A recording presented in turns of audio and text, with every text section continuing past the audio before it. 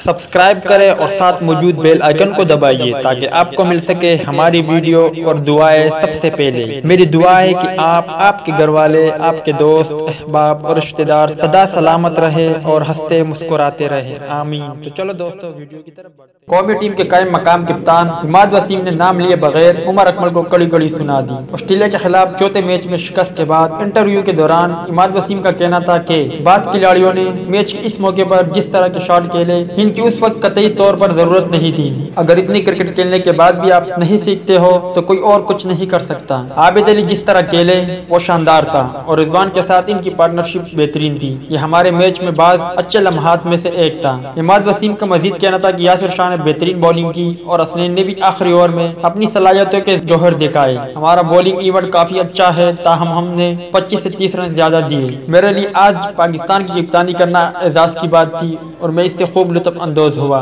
दूसरी जानिब साबिक क्रिकेटर की जानिब से भी उमर अकमल पर शदीद तनकीद की गई है। उमर अकमल की तवील अरसे बाद कौमी टीम का हिस्सा बनाया गया है, ताहम वो अब तक इस मौके का फायदा उठाने में नाकाम रहे। इसलिए अब कहा जा रहा है कि उमर अकमल को वर्ल्ड कप के लिए कौमी टीम में शामिल करने की गलती ना की जाए। याद रहे कि गुज़िश्ता रोज दुबई में खेली जाने वाली पाकिस्तान ऑस्ट्रेलिया सीरीज के चौथे वनडे मैच में पाकिस्तान ने फतह प्लेट में रखकर ऑस्ट्रेलिया को पेश कर दी थी। आबिद अली और मोहम्मद रिजवान की सेंचुरी के बावजूद ऑस्ट्रेलिया ने पाकिस्तान को 6 रन से शिकस्त दे दी। गैंगरोज को सीरीज में 4-0 की बढ़तरी हासिल हो गई है।